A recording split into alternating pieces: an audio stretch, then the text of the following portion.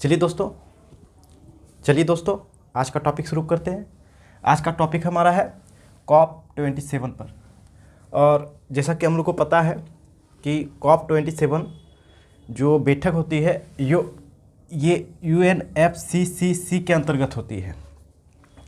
तो हम लोग COP27 को समझने से पहले कुछ इसके हिस्ट्री के विषय में थोड़ा संक्षेप में समझेंगे, ताकि हम लोग को COP27 जो है 27वां बैठक अच्छे तरीके से समझ में आ जाए। उससे पहले हिस्ट्री बताने से पहले थोड़ा सा संक्षेप में हम लोग COP27 के बारे में थोड़ा जान लेते हैं। जैसा कि इसमें नाम से ही पता चल रहा है कि यह 27वां बैठक है, 27th बैठक है। इससे पहले इसका मतलब है कि 26 बैठक हो चुके हैं और यह रिलेटेड है इन्वायरमेंट टॉपिक से।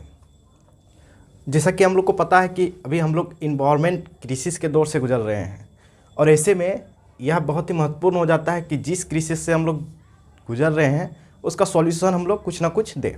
वही सॉल्यूशन जो है COP27 के रूप में चलता आ रहा है, COP के रूप में, और इस बार 27वां बैठक हुआ है। तो जैसा कि हम लोग को पता है कि इस बार का बैठक मिस्र में शर्म अल शेख में हुआ था। और ये UNFCCC का अगर हिस्ट्री हम लोग थोड़ा देखें तो जैसे कि हिस्ट्री के रूप में अगर जाएं हम लोग तो सबसे पहले हम लोग 1992 में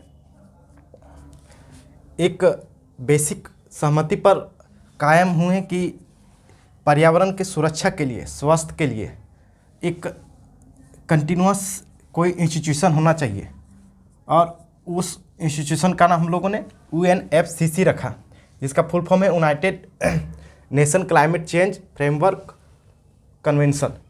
तो जब यह 1992 में बना, उद्देश्य था पर्यावरण के स्वास्थ्य को निरंतर बनाए रखना। जो पर्यावरण क्लाइमेट चेंज हो रहा है, क्लाइमेट चेंज क्या होता है कि मान लिया जाए ये अर्थ है हमारा। जैसा कि हम लोग को पता है कि अर्थ जो है वह चारों तरफ से वायुमंडल से घिरा हुआ है। अब ये अर्थ है, ये वायुमंडल है। अगर वायुमंडल में कुछ वैसे गैसेस जो सन के, यहाँ सन मान लेते हैं, सन के लाइट को ट्रैप कर देते हैं। जनरली क्या होता है, सन का जो लाइट आता है अर्थ तक पहुँचता है। अर्थ से अगर मान लिया जाए रिफ्लेक्ट होके, रिफ्रैक्शन होके किसी भी तरह से जब वायुमंडल से निकलना चाहे और निकल ना पाए, वायुमंडल क्या करे, फिर से इसे परावर्तित कर दे। एक परत के रूप में, शीशे के रूप में समझिए काम कर रहा है, या फिर ऐसा मोटा परत जिससे ये निकल ना पाता हो। जैसा कि हम लोग जनरली देखते हैं कि रात में हम लोग कंबल ओढ़ के सोते हैं ठंड में। ऐसा इसलिए करते हैं क्योंकि कंबल की जो अंदर की गर्मी होती है वह ट्रैप हो जाती है, वह उसी में रहती है, और इसी के कारण हमारा बाहरी वातावरण से कांटेक्ट टूट जाता है। समझिए कि ये जो गैस से निकल ही नहीं पा रहा, ये कंबल की तरह काम करने लगे। तो वायुमंडल जो है ऐसा कब काम करने लगता है, तो कुछ ग्रीन हाउस गैसेस हैं, अगर उनकी मात्रा बढ़ने लगती है तो हम लोग कहते हैं कि यह जो चादर है वह मोटी होने लगी है। ये कुछ ग्रीन हाउस गैसेस में कार्बन डाइऑक्साइड है, नाइट्रोजन के कुछ ऑक्साइड्स हैं, और क्लोरोफ्लोरो के भी इस सब के भी फैमिलीज़ के मेंबर्स हैं। तो इन सब चीज़ों को हम लोग देखते हैं, मीथेन भी इसमें आता है। तो अगर इसमें कुछ इम्बैलेंस होता है इन गैसेस में, जिसके कारण हम लोग कहते हैं कि यह एक चादर की तरह काम करने लग गया है। और जब यह चादर की तरह काम करने लगा है तो इसका मतलब है कि अंदर का गर्मी ट्रैप होते जाएगा। सूरज से निरंतर गर्मी आ रही है, अंदर जब ट्रैप होता जाएगा तो इसका तापमान धीरे धीरे बढ़ता जाएगा, और जब बढ़ने लगेगा तो इसका इम्पैक्ट क्या क्या होगा, अर्थ में ग्लेशियर्स जो भी हैं वह पिघलने लगेंगे। इससे क्या होगा कि जो समुद्र का पानी है वह तेज़ी से बढ़ेगा, क्योंकि बर्फ़ जब पिघलेंगे तो उनके पानी जाके समुद्र में मिलेंगे, और इसके साथ ही जब तापमान बढ़ेंगे तो जलवाष्प भी ज़्यादा तेज़ी से बनेंगे, और इससे क्या होगा कि वर्षा की मात्रा भी बढ़ेगी, और वर्षा की अगर मात्रा लगातार बढ़ती जाएगी तो बाढ़ की समस्या बढ़ेंगी। और जैसा कि हम लोग जान रहे हैं कि तापमान जब बढ़ता है तो उससे सूखा की भी समस्या आती है। तो इन सारी समस्याओं को हम लोग देखते हैं। तो इन्हीं समस्याओं को देखते हुए या जो है 1992 में UNFCCC का गठन किया गया था। और इसमें कुछ महत्वपूर्ण विकास हुआ। जैसा कि हम लोग ने देखा कि 1992 में गठन हुआ, तो हम लोगों ने कहा कि यह संगठन बना देने से सिर्फ काम नहीं चलेगा, इसका हर साल बैठक होना चाहिए कम से कम एक। तो 1995 में पहली बार यह सहमति हुआ कि हम लोग लगातार बैठक करेंगे और इसको कॉन्फ्रेंस ऑफ पार्टीज का नाम दिया गया, COP। और यह पहला बैठक जर्मनी के बॉन शहर में हुआ। पहला बैठक जर्मनी के बॉन में हुआ। इसके बाद जब यह पहला बैठक हो चुका था तो लगातार कुछ नए बैठक होने की संभावनाएं लगातार 1995 से होती रही। हर साल ऐसा जो है कंटिन्यूटी बनाए रखा गया। तो हम लोग कुछ महत्वपूर्ण बैठकों की ही सिर्फ चर्चा करेंगे और अन्य टॉपिक को इसके UNFCCC के दौरान ही हम लोग पढ़ें तो बेहतर होगा। अभी कुल मिला के कॉप पर ही हम लोग चर्चा करेंगे। तो जैसा कि हम लोगों ने देखा कि जर्मनी में पहला बैठक हमारा शुरू हुआ। इसके बाद दूसरा जो है बैठक महत्वपूर्ण है, या फिर यूँ कहिए कि 1997 का बैठक बहुत ही महत्वपूर्ण साबित हुआ। उस समय क्योटो प्रोटोकॉल का जो है शुरुआत किया गया। क्योटो प्रोटोकॉल मतलब एक बाध्यता है कि जिसका आपने वायदा किया है उसे पूरा किया जाएगा। तो ये प्रोटोकॉल जो है हम लोगों ने पर्यावरण के संबंध में ही रखा और इस समय हम लोगों ने कुछ नए इनिशिएटिव किए। सबसे पहले इसमें हम लोगों ने 3 तरह के देशों को बांटा गया है। इस प्रोटोकॉल में, इस समझौते में कहा गया कि जो भी कार्य किए जाएंगे पर्यावरण के सुधार के लिए, तो उनको उनके नुकसान के मतलब जिस तरह से देशों ने नुकसान किया है पर्यावरण का, उसी हिसाब से वो भरपाई करेंगे। मान लिया जाए कोई विकसित देश है, उसने ज़्यादा फैक्ट्री चलाए थे, ज़्यादा वाहन चलाए थे, उन्होंने ज़्यादा उत्सर्जन किया, कार्बन डाइऑक्साइड ज़्यादा छोड़ा, तो उसी के कारण CBDR का कंसेप्ट आया कि साझा किंतु विभेदीकृत, जो जिस तरह से रिस्पॉन्सिबल है, जितना उसने पर्यावरण में नुकसान पहुंचाया उसी हिसाब से उसको जिम्मेदारी भरनी पड़ेगा। और इसके तरफ से 3 देश आए। पहला को Annex 1 कंट्री कहा गया, ये विकसित देश थे। इसमें जनरली विकसित देश में OECD के कंट्रीज माने जाते हैं और प्लस में 1992 के समय कुछ ऐसे देश थे जो विकसित होने के कगार पर थे। ये जनरली इसे कह सकते हैं संक्रमणशील देश। संक्रमणशील देश, इसका मतलब होता है ये उन देशों को कहेंगे जो पूर्वी यूरोप में थे। जैसे हम लोग जानते हैं कि यूरोप के पश्चिमी देश तो पहले विकसित हो गए थे, लेकिन पूर्वी देश उस समय संक्रमणशील दौर से गुजर रहे थे। दूसरा में बांटा गया Annex 2 कंट्रीज। इसमें सिर्फ OECD के देश ही शामिल किए गए। और तीसरा में नॉन एनेक्स कंट्रीज कहा गया, नॉन एनेक्स कंट्रीज 1 कहा गया। इसमें जितने भी विकासशील देश थे उन्हें डाल दिया गया।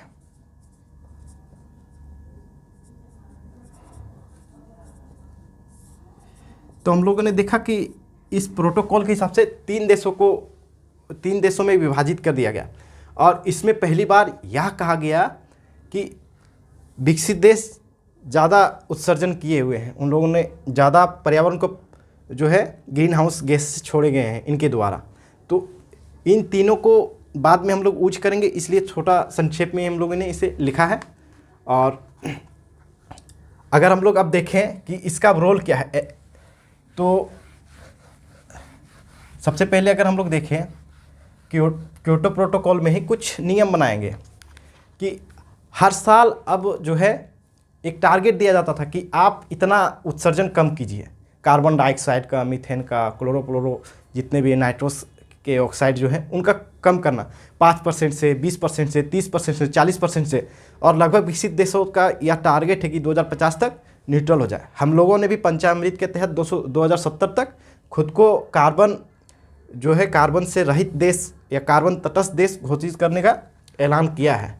वो पिछले साल हम लोगों ने ग्लासगो में किया था। तो इसके तहत 3 प्रक्रिया की गई कि हम लोगों ने यहाँ तो कह दिया कि पर्यावरण को बचाएंगे, जो जलवायु परिवर्तन हो रहा है उसका शमन करेंगे, उसको समाधान करेंगे, लेकिन करने का यह 3 तरीके अपनाएंगे। पहला था इमिशन ट्रेड।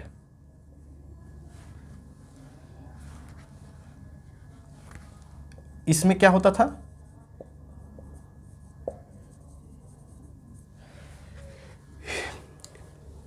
तीनों को पहले देख लेते हैं। एक होता है जॉइंट इम्प्लीमेंटेशन, एक होता है कॉमन डेवलपमेंट मैकेनिज्म।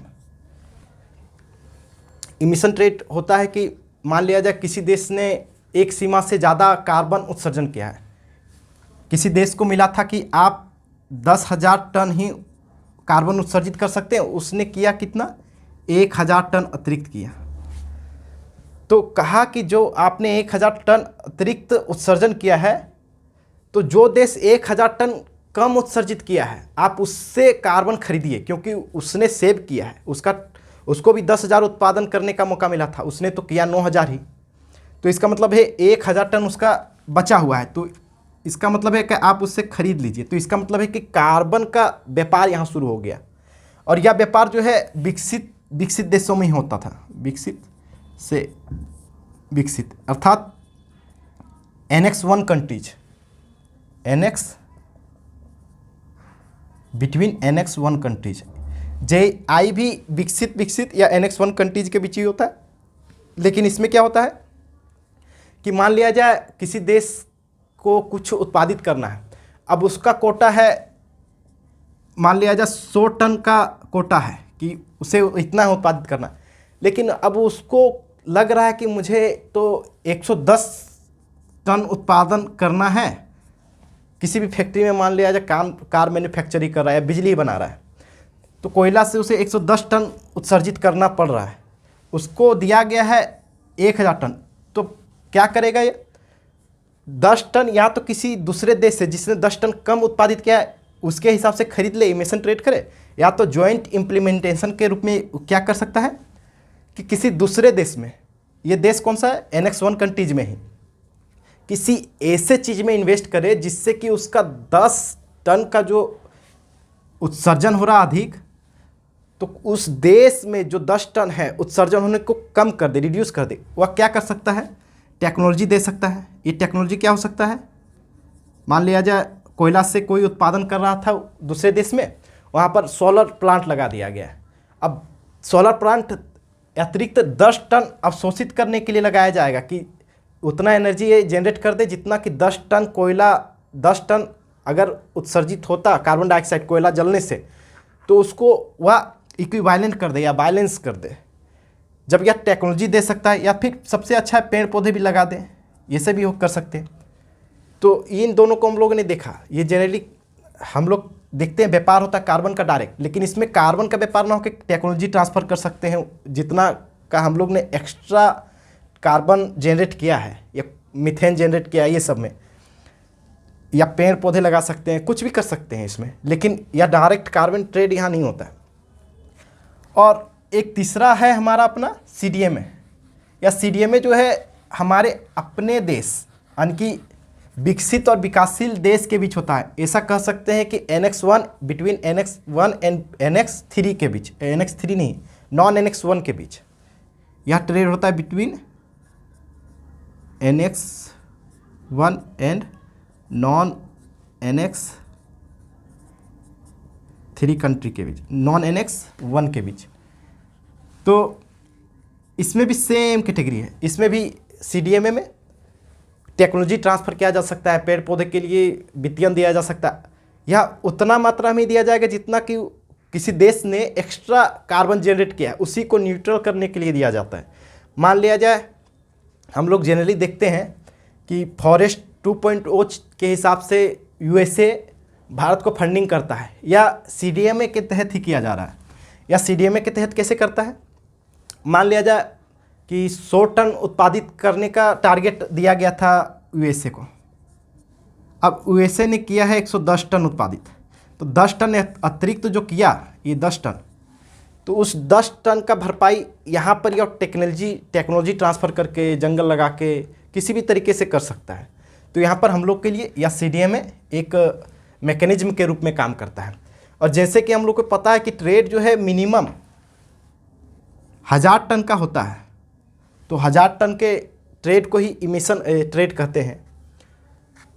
इसके बाद हम लोग देखते हैं कि क्योटो प्रोटोकॉल के बाद नेक्स्ट हमारा जो आता है अपना, वह पेरिस जलवायु समझौता है। महत्वपूर्ण टॉपिक के रूप में इसका जो विकास हुआ 1997 के बाद, डायरेक्ट 2015 में एक बड़ा जंप लगता है। यहाँ पर टारगेट और मार्केट तो बहुत सारे दिए गए थे, लेकिन बहुत सारे देश इसमें शामिल ना होने के कारण अभी भी अमेरिका जो है इसका जो है जो ONFCC का जो अपना एक लीगल बाइंडिंग है उसको अभी तक रेक्टिफाई नहीं किया है। तो अगर हम लोग देखें 2015 का मौसम पेरिस जलवायु समझौता, इसमें हुआ क्या कि इसमें पहली बार कुछ टारगेट्स फिक्स किए गए, स्पेसिफिक टारगेट, और यह टारगेट था कि 2100 ईस्वी तक जो औसत जलवायु हमारा अपना पृथ्वी का औसत तापमान है, अभी वर्तमान में औसत तापमान है, औसत तापमान इतना माना जाता है, ठीक है, इतना डिग्री सेल्सियस। तो 2100 ईस्वी तक जो औसत तापमान है, औसत तापमान, इसको और स्पेसिफिक रूप में लिखते हैं। अगर पूरा स्पेसिफिक वर्ड लिखेंगे तो और एग्जैक्टली उसको हम लोग फाइंड आउट कर पाएंगे। इसमें कहता है कि प्री औद्योगिक जो है, प्री इंडस्ट्रियलाइजेशन, जो औद्योगिक पूर्व तापमान था पृथ्वी का तापमान, या औद्योगिक पूर्व कहने का मतलब है कि औसत तापमान 1850 से लेके 1900 ईस्वी तक के औसत तापमान को बोला जाता है। तो इस समय का जो औसत तापमान था, इसमें 2100 ईस्वी तक 1.5 डिग्री सेल्सियस तक ही अधिक बढ़ाने का प्रयास करेंगे। हम लोग कोशिश करेंगे कि जो पृथ्वी का औसत तापमान है वह 1.5 डिग्री सेल्सियस से ही बढ़े, और अगर बहुत कुछ समस्याएं, कॉम्प्लिकेशन पैदा होता है तो हद से हद 2 डिग्री तक मान लेंगे कि 2 डिग्री से आगे बढ़ने ही नहीं देंगे। हम लोग कसम खा लेंगे कि इससे ज़्यादा तापमान बढ़ने नहीं देंगे, नहीं तो बहुत सारे जो भी प्रॉब्लम्स है क्रिएट होने लगेंगे। जैसा कि हम लोगों ने देखा कई समस्याएं जो है क्रिएट होती है। लेकिन अब IPCC का रिपोर्ट जो है, 6वीं रिपोर्ट, वो तो कह रहा है भैया आप 3 डिग्री सेल्सियस तक भी कंट्रोल नहीं कर पाएंगे, उससे भी बढ़ जाएगा। तो यह जो है बहुत ही बड़ी चुनौतियों के रूप में सामने आया है कि आखिरकार हम लोग इसको अब कंट्रोल कैसे करें। जब हम लोगों ने यह देख लिया पेरिस जलवायु समझौता एक बहुत ही महत्वपूर्ण समझौता था, और उसके बाद काफ़ी लंबे समय तक हम लोग कुछ नए प्रॉब्लम्स फेस करने लगे। और उन प्रॉब्लम्स में अगर हम लोग देखें तो सबसे पहला बड़ा प्रॉब्लम है कि विकसित देशों को यह दिया गया था कि आप जो है कुछ वित्तीयन करेंगे विकासशील देशों का। वो वित्तीयन 2 तरह से हो सकते हैं। आप उनको अनुकूलन करने के लिए, एडेप्टेशन के लिए दे सकते हैं, मिटिगेशन के लिए दे सकते हैं। एडेप्टेशन का मतलब होता है कि मान लिया जाए कोई नई टेक्नोलॉजी दे रहे हैं, आप कुछ ऐसा दे रहे हैं ताकि उसका जीवन और बेहतर हो जाए। आप ग्रीन भवन दे रहे हैं, आप जो है उनको टेक्नोलॉजी के रूप में सोलर प्लांट्स दे रहे हैं, एटम बम जो है उससे आप एनर्जी जनरेट करने के लिए टेक्नोलॉजी ट्रांसफ़र कर रहे हैं। इन सब तरीक़ों से क्या होता है कि हम लोग की निर्भरता कोयले पर घटती है। तो इन सब तरीक़ों से एक किया जा सकता था। और दूसरा था वित्तीयन कर दे डायरेक्ट। वित्तीयन में जैसे कि हम लोग क्या होता है कि जलवायु परिवर्तन हुआ, अब मान लिया जाए भारत में ही अगर मान लिया जाए कि इतना बड़ा देश है, यहाँ पर इतनी भूखमरी, गरीबी, ये सब है। जब सी लेवल उठेगा तो उस समय यहाँ की ज़मीनें डूब जाएंगी, जो तटीय इलाके हैं वो डूब जाएंगे इधर की, और बहुत सारा जो करीबी इलाका होगा वहाँ पर लवण जम जाएंगे, तो खेती मुश्किल हो जाएगी। अगर इधर देखें तो इधर सूखा का प्रभाव बढ़ेगा, यहाँ सूखा का प्रभाव बढ़ेगा। इधर जो है बारिश की मात्रा, जो ट्रॉपिकल एरिया होता है 0 डिग्री अक्षांश के करीब है उधर वर्षा की मात्रा बढ़ जाएगी। और ये भाग जो है अगर देखें लंबे समय तक ये ग्लेशियर जो है पिघलने के बाद यहाँ पर बाढ़ की समस्या भी उत्पन्न होगी और बाद में यहाँ पर फिर सूखा हो जाएगी, क्योंकि यहाँ पर ग्लेशियर नहीं बचेगा जब, तो यहाँ पर सूखा, जब नदियाँ हुई सूख जाएंगी तो सूखी की समस्या आएगी। इसके बाद जब बाढ़ आएगी तो उस समय बहुत सारी महामारियाँ फैलने की संभावनाएँ बढ़ जाती हैं। और जितने भी आस पड़ोस के जानवर जंगल यहाँ पर ग्लेशियर्स में रहते हैं उनका क्या होगा, यहाँ पर जब नदियाँ सूख जाएंगी इन जीवों का क्या होगा। इसके साथ ही यहाँ पर भी काफ़ी डाइवर्सिटी होता है, तो इन सब चीज़ों में इतना भारी परिवर्तन जब होगा तो क्या होगा। और जैसे कि यहाँ पर हम लोगों ने देखा कि 0 डिग्री अक्षांश में सूर्य का तापमान बढ़ेगा, इससे क्या होगा कि हम लोग के यहाँ जो मछली पाए जाते हैं वह जो है चीन की तरफ स्थानांतरित हो जाएंगी, मछलियाँ चीन की तरफ स्थानांतरित हो जाएंगी। तो हमारा जो फिशिंग इंडस्ट्री चल रहा है, बहुत सारे मछुआरे जो मार रहे हैं अभी, उनका भी क्या होगा। तो इन सब चीज़ों को देखते हुए हम लोगों ने इनका निदान करने का प्रयास किया। और साथ में जब टेम्परेचर बढ़ता है तो हर फसल का उपजाने का अपना एक तरीका होता है, उसका अपना सीजन होता है, तापमान होता है। अगर उसमें डिस्टर्बेंस होता है तो प्रोडक्टिविटी में गिरावट होगी। तो ऐसे में हम लोग हर तरह से प्रभावित होंगे और इस तरह का कमोबेश पूरी दुनिया में प्रभाव पड़ने वाला है। अगर इन प्रभावों की बात करें तो अभी हाल फिलहाल में हम लोगों ने देखा कि पाकिस्तान में बाढ़ आया था, जिसमें 3 करोड़ से अधिक जनसंख्या प्रभावित हुई थी। इसके साथ ही हम लोगों ने यह भी देखा कि अल नीनो के कारण कैरेबियन देशों में भी प्रभाव पड़ा है और यूरोप में बाढ़ देखने को पहले नहीं मिलता था, अब बाढ़ वहाँ पर भी बहुत फ्रीक्वेंट होने लगे हैं। भारत में इस बार देखा गया है कि जो मौसम बरसात का होता है उस सीज़न में बारिश ना होके डिले मानसून यहाँ पर आया था। और यह भी जनरली बात है कि अल नीनो हमेशा लगातार 3 सालों तक कभी नहीं बनता था, इस बार लगातार 3 सालों तक अल नीनो बना है। सॉरी, अल नीनो नहीं, ला नीना। तो अब हम लोग देख रहे हैं कि इस तरह से परिवर्तन हो रहे हैं, जो नॉर्मल कंडीशन नहीं वह नॉर्मल बनता जा रहा है।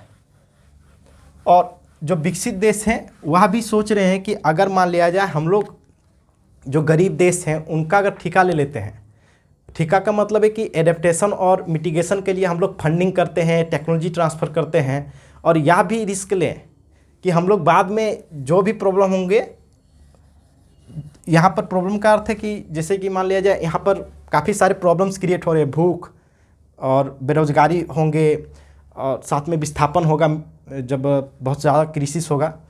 तो ऐसे में अमेरिका नहीं चाहे कि हमारे देश में अन्य देशों से मेरे यहाँ लोग आएँ। हम लोग अपना जो फूड सिक्योरिटी जब अपने लोगों को नहीं खिला पा रहे हैं सही से, हमारे यहाँ इतना बेरोजगारी बढ़ी, इन्फ्लेशन बढ़ रहा है, तो हम दूसरे देश का रिस्क ना लें। जबकि यह सब जानते हैं कि विकसित देशों ने इतना इंडस्ट्री लगा के और कोयले का दोहन करके इतना कार्बन डाइऑक्साइड जनरेट किया है, जो अगर हम लोग देखें अभी भी तो 20% तक लगभग अमेरिका अकेले कार्बन डाइऑक्साइड उत्सर्जित कर रहा है। और अभी जो लगभग 150% तक कार्बन डाइऑक्साइड का मात्रा बढ़ चुका है। तो ये सब उन्हीं की देन है। अब इसके साथ ही हम लोग एक इन सब प्रभावों को देखने के बाद हम लोग थोड़ा COP27 में आते हैं कि आखिरकार इसकी क्या उपलब्धियां रही। इन सब चीज़ों को देखने के बाद कुल मिला के अभी तक हम लोगों ने यह देखा है कि विकसित देश जो हैं वह अपनी जिम्मेदारियों से भाग रहे हैं। वह ना तो वित्त प्रदान करना चाहते हैं, ना ही टेक्नोलॉजी प्रदान करना चाह रहे हैं, और यह भी नहीं कहना चाहते हैं कि हम लोग फ्यूचर में करेंगे, क्योंकि वो लोग जानते हैं कि एक बार अगर रिस्क ले लिया, मान लिया जाए जिम्मेदारी ले लिया, तो कब तक ये चलेगा इसका कहना मुश्किल है। क्योंकि अभी हम लोग कह रहे हैं कि 100 साल 200 साल या हो सकता है लगातार चलता रहे। अगर हम लोग सही तरीके से, या पूरी तरीके से सच है कि अगर हम लोग अभी सही तरीके से ना जागें और इनका मैनेजमेंट ना करें, तो अभी तो यह शुरुआत है कि 3 करोड़ आबादी पाकिस्तान में प्रभावित हुआ है, भारत में भी कितने लोग प्रभावित हुए हैं, सूखा कितने इलाकों में घोषित हुआ है। तो वो सब जो प्रभाव हैं, मल्टी डायमेंशनल प्रभाव जो पैदा हो रहे हैं, वह बहुत ही तेज़ी से बढ़ेगा और सभी इससे प्रभावित होंगे।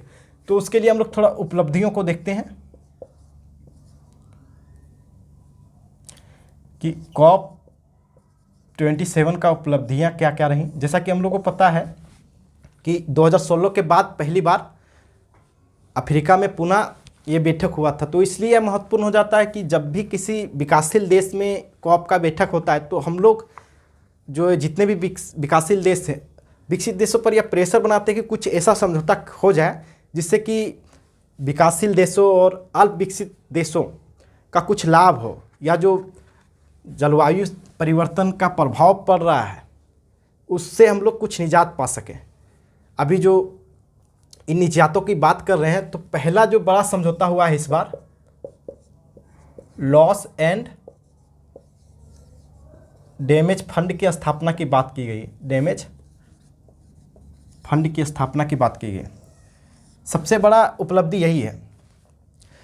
स्थापना के साथ ही 1992 से ही यह पूरी जोरों शोरों से सब कह रहे थे कि लॉस एंड डैमेज फंड का स्थापना करो। अर्थात क्या है कि जब भी कुछ प्राकृतिक आपदा आता है जो जलवायु परिवर्तन से संबंधित होता है, वह चाहे सूखा हो, बाढ़ हो, भूकंप नहीं, जैसे कि सुनामी की तीव्रता में वृद्धि, हरिकेन, चक्रवात, ये सब जितने भी चीज़ें आ रही हैं, उन सब चीज़ों से जो भी लॉस हो रहा है, लॉस चाहे फूड सिक्योरिटी के रूप में हो, इंफ्रास्ट्रक्चर डैमेज के रूप में हो, सड़क क्षति हो, कुछ भी इस तरह से, तो उनकी भरपाई करने के लिए कोई तो आगे आना चाहिए। और हम लोगों ने जैसा कहा है, जब हम लोग हमेशा एक थ्योरी कहते हैं कि पॉल्यूटर्स पे, जिन्होंने क्षति किया है वही पे भरपाई करे तो बेहतर होगा। तो हम लोग हमेशा से कहते आ रहे हैं कि आपने क्षति किया है तो आप भरपाई कीजिए।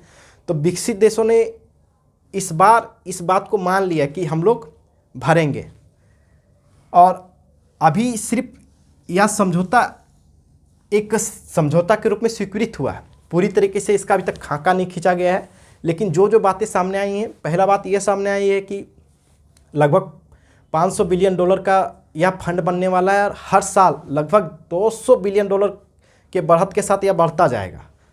और दूसरी बात यह है कि जनरली भी माना जा रहा है कि विकसित देश ही इसे पोषित करेंगे, और जितने भी देश प्रभावित होंगे, जो वनरेबल, जितने भी संवेदनशील विकासशील देश हैं, वह इसके दायरे में आएंगे। अभी इसका खाका यह तय होगा कि क्या कुछ अच्छे विकासशील देश जिनका कैपेसिटी अच्छा है, जैसे चीन है, भारत है, क्या वो भी इसमें योगदान करेंगे। फंड कितना बड़ा होगा, अभी तो यह कल्पना है कि अनुमान ही है एक तरह से कि $500 बिलियन का बनने वाला है फंड।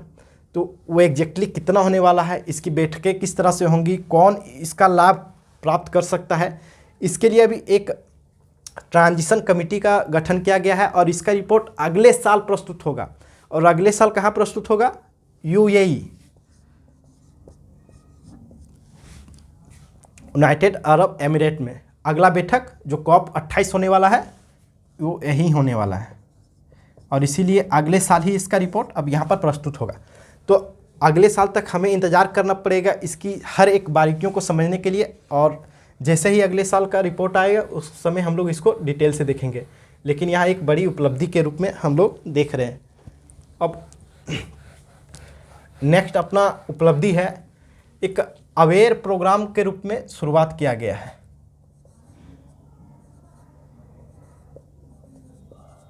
इसका अर्थ है एक्शन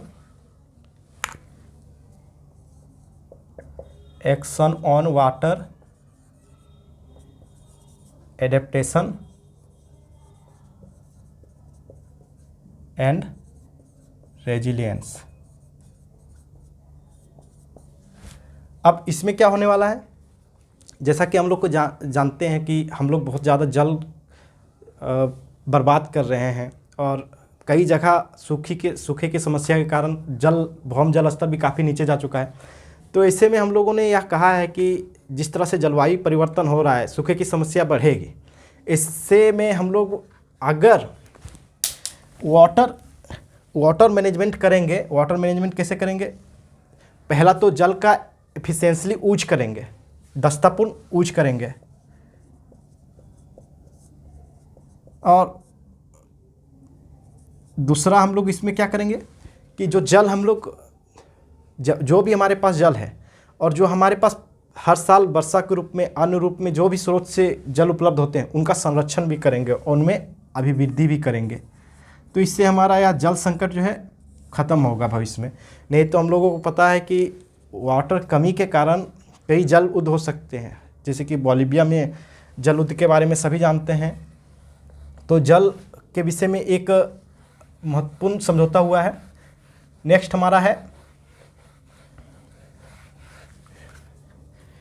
IRAF के रूप में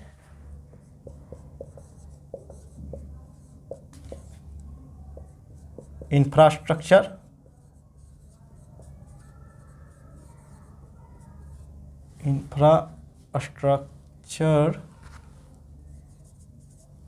रेजिलियंस एक्सीलेटर फंड।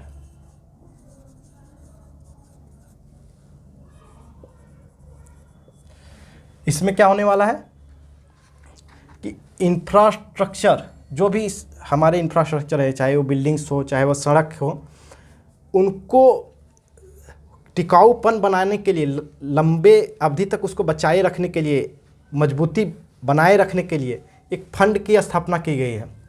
और यह शुरुआती यानी कि 5 सालों के लिए यह फंड जो है बनाया गया है, 5 वर्षों के लिए, और लगभग इसको $50 मिलियन का फंड सृजित किया गया।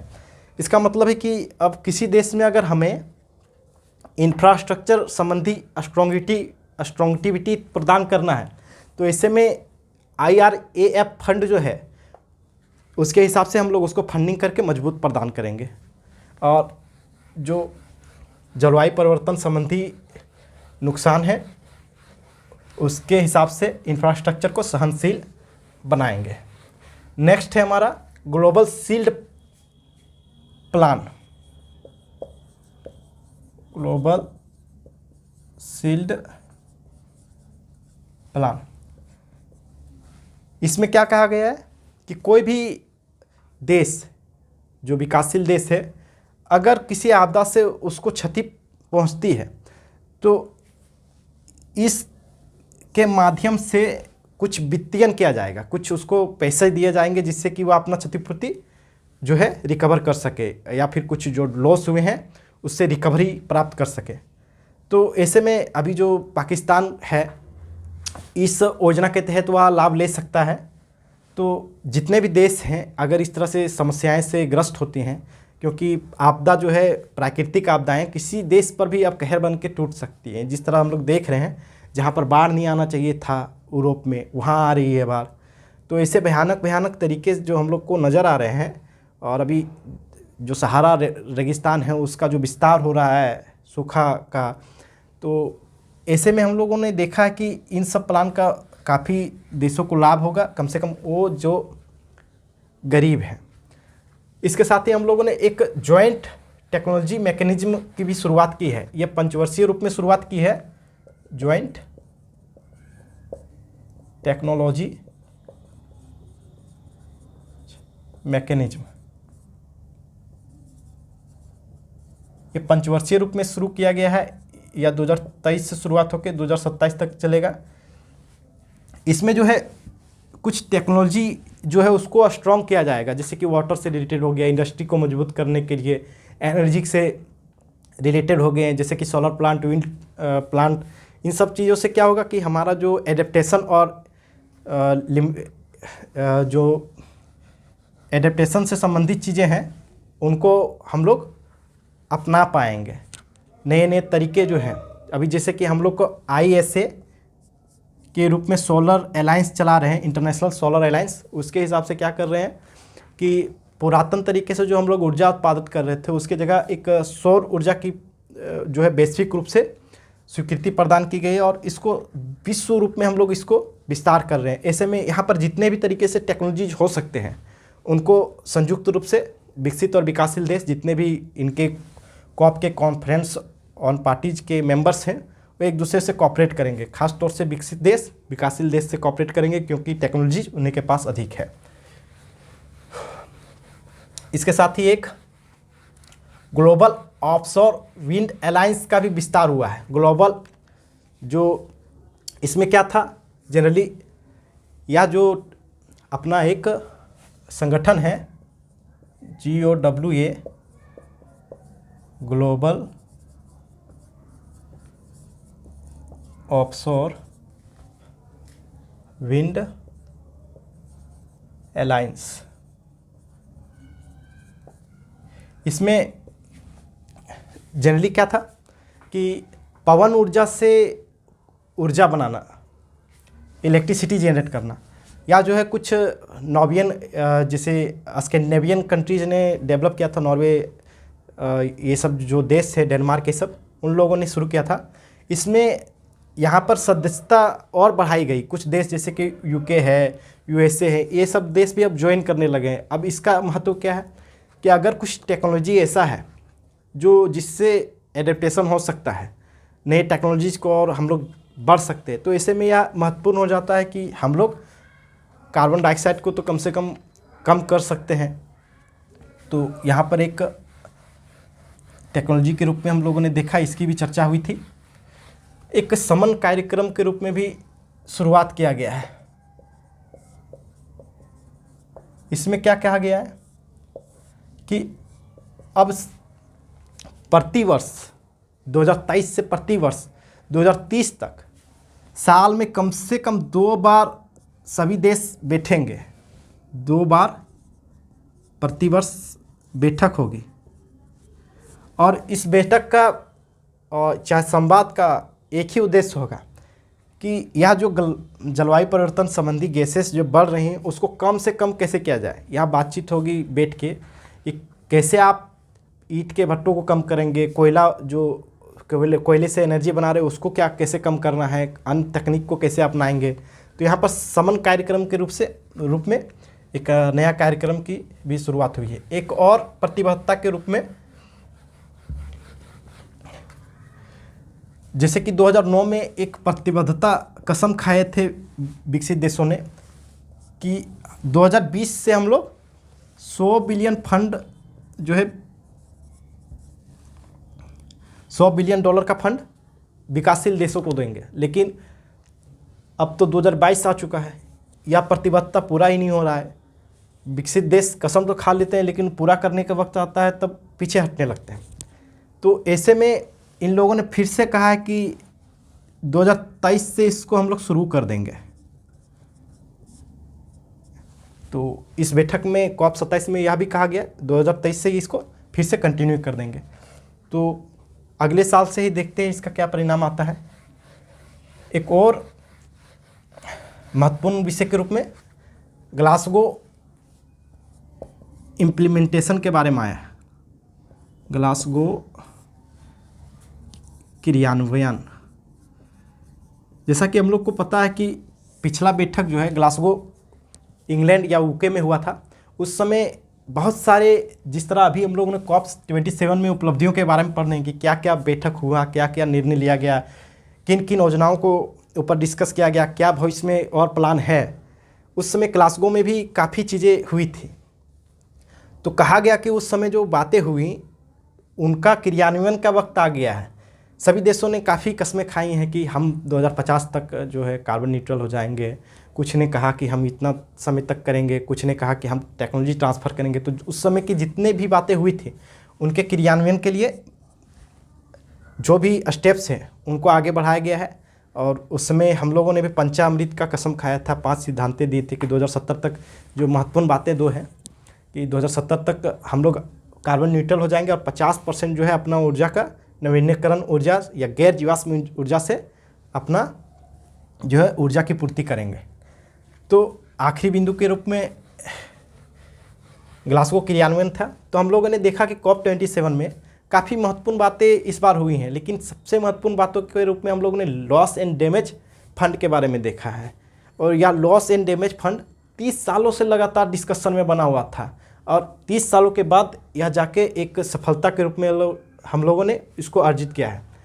तो हम लोगों ने इस बार जलवायु परिवर्तन के प्रभावों को विस्तार से नहीं देखा है, किसी अन्य वीडियो में हम लोग उसको डिटेल से देखेंगे। इस बार हमारा मेन मुद्दा यही था कि संक्षेप में कुछ हिस्ट्री जान लें और दूसरा कि COP27 का जो महत्वपूर्ण उपलब्धि है उनको भी थोड़ा संक्षेप में जान लें।